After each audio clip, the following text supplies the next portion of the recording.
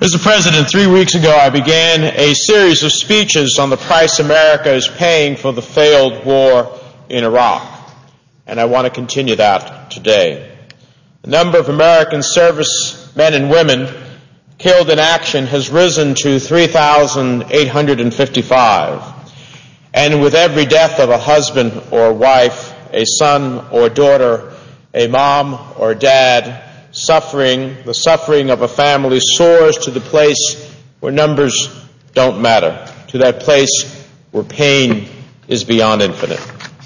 I've spoken about what the war has cost us financially. Since the war began more than 4 long years ago, we have spent over $455 billion. Over the long run, it will cost almost $2 trillion. Again, those aren't just numbers. Those were cargo scanners that could have been installed at our ports, safer bridges that could have been built, life-saving cancer research that could have been done, children who could have been educated, lives that could have been saved, a world of possibilities that passed us all by.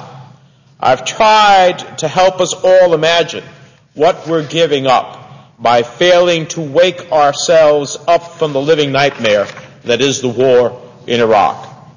Today, I'd like to talk about the people who have given so much, people who will be paying for this war for the rest of their lives, our veterans and their families. On Sunday, we celebrated Veterans Day. I'd like to talk about how much we could do for those who serve with the amount of money we've used to send them into harm's way. 28,451 troops have come back from Iraq with horrible wounds. Some wounds are physical. Some have had their legs or arms blown off by bombs.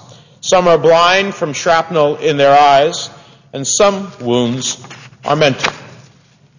Denying that war can wound the brain along with the rest of the body is denying so many veterans the nightmares, the flashbacks, the shock or changes in personality so radical that loved ones can no longer recognize the person they once knew. Today, Army researchers are releasing a study showing that the full psychological impact of the war tends to hit soldiers even harder 6 months after they've returned from the war. So the ranks of those suffering are about to grow by many thousands. Beyond the human costs of these injuries, the financial costs to our society are tremendous. A report released by Physicians for Social Responsibility puts the cost of medical care and disability benefits for veterans returning from Iraq at over $600 billion. So in a very direct sense, the war has been more than twice as financially expensive as we might think just looking at the combat costs. The human and financial costs don't end with just health care. Here's a shocking statistic, Mr. President. Veterans make up 1 in every 4 homeless people in this country. That means almost 200,000 veterans don't have a home to go back to tonight. Experts say the rates of homelessness are spiraling up faster than they did after the war in Vietnam. Mr. President, that's a moral outrage. These people put their lives on the line for our country, no questions asked. And it is shameful that our men and women in uniform would be sent to patrol the streets of Baghdad only to have to come back and sleep on the streets of their own hometowns. That's why Democrats in Congress are working to give veterans the support they deserve. The Senate recently passed a bill that contains the largest increase in funding for our veterans in history. We're reinvigorating our Veterans Affairs Department with a record $87 billion, which is several $billion more than President Bush said he was willing to spend on our veterans. $37 billion is for veterans' health care. Billions of dollars are headed to expand medical services and beef up the administrative side so vets spend less time waiting to get their benefits. Now compare this to the costs of combat. Let's compare this investment in the men and women who served in the uniform of the United States. Let's compare this to the cost of combat. We could pay for the entire Veterans Health Administration budget, the entire Veterans Health Administration budget, all $37 billion, with what we spend in less than 4 months of combat in Iraq. Take care of every veteran in terms of the Veterans Health Care system.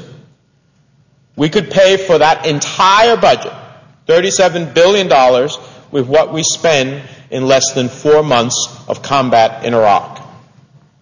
And some say it's too much. What's the value? What's the choices? Where are their priorities?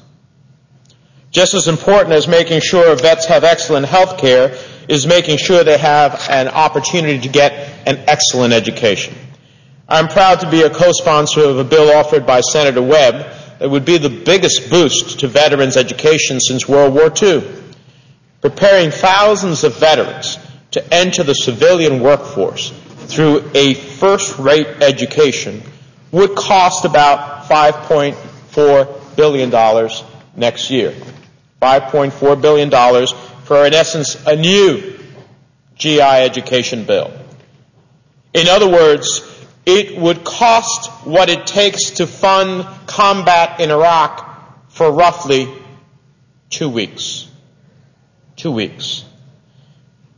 So, making sure thousands of veterans can enter the civilian workforce when they come back, because here's one of our challenges.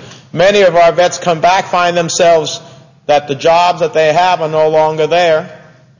They find themselves, after serving their nation, unemployed.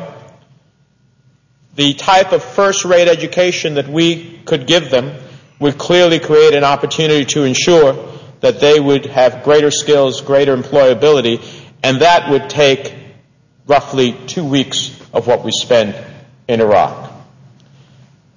Some say too much. Administration says it's too much. Too much?